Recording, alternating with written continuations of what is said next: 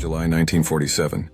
The New Mexico desert, a place of oppressive heat, vast silence and secrets. A violent thunderstorm had just ripped across the plains near Roswell. Days later, a ranch foreman named W. Brazel saddled his horse to inspect the damage. What he found would shatter the world's perception of reality. Scattered across a field, hundreds of yards wide, was wreckage unlike anything he had ever seen. This was no weather balloon. He described fragments of a thin, foil-like material, incredibly light, yet impossibly strong. You could crumple it in your hand, and it would unfold itself, leaving no creases. There were I-beams, made of a balsa wood-like substance, inscribed with strange purplish-pink symbols, hieroglyphs. He reported it to the local sheriff, who, baffled, called the Roswell Army Airfield, home to the world's only atomic bomb squadron. The military's reaction was immediate and intense. Major Jesse Marcel, the base intelligence officer, was sent to investigate. He, too, was stunned. He knew what a weather balloon looked like. This was not it. The Army locked down the site, gathered every scrap, and swore Brazel to silence. For a brief moment, the secret was too big to hold. Walter Haut, the base's public relations officer, acting on direct orders from the base commander, issued a press release that would electrify the globe.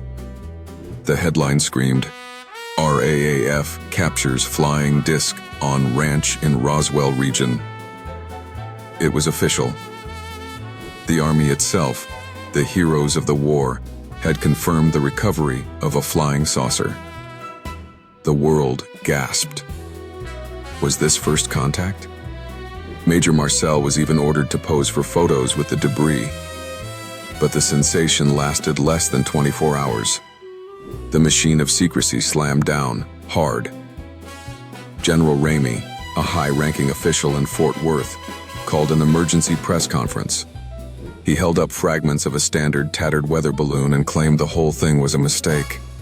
He publicly humiliated Major Marcel, forcing him to pose with the new, fake debris, like a fool. The flying disc was officially a balloon. The story was dead. But the cover-up had just begun. Locals reported intense military pressure. Brazel, the rancher, was allegedly held by the Army for a week, emerging a changed man, now repeating the weather balloon story to anyone who asked. The Roswell incident faded, buried by the Cold War. But the witnesses never forgot.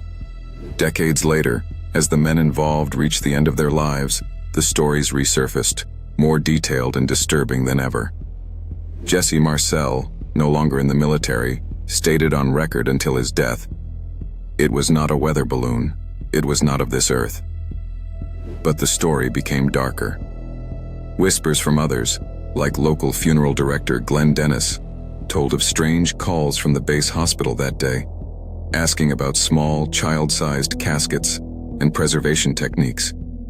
He claimed to have met a nurse, terrified, who described seeing bodies from the crash, small, non-human, with large heads.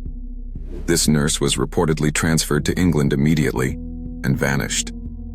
Then, in the 1990s, the US government, facing renewed pressure, declassified its new official story. It wasn't a weather balloon. It was Project Mogul, a top-secret program using high-altitude balloons to detect Soviet nuclear tests. The bizarre debris? Advanced sonic detectors. It was the perfect explanation, fitting the timeline and the secrecy. But for believers, it was too little, too late. Did Mogul really have unburnable metal? Did it have hieroglyphs? And what about the bodies? The Mogul explanation was supposed to be the final word. But it wasn't. The government's own reports seemed sloppy, mixing up timelines and events. When pressed on the alien bodies testimony, they released another report, claiming these were anthropomorphic test dummies used in high-altitude drops. The problem? Those tests didn't happen until the 1950s, years after the Roswell crash. These inconsistencies only fueled the fire. Today, Roswell is a brand, a tourist trap. But beneath the alien keychains lies a real, unresolved mystery. What did W. Brazel find? What did Jesse Marcel hold in his hands? Was it a simple weather balloon? A top-secret spy balloon whose cover was more important than the truth? Or was it what the Army first said it was? A flying disc whose recovery sparked the most profound cover-up in human history? The desert keeps its secrets. The files remain classified. And the truth, like a shadow in a dark alley, remains just out of reach.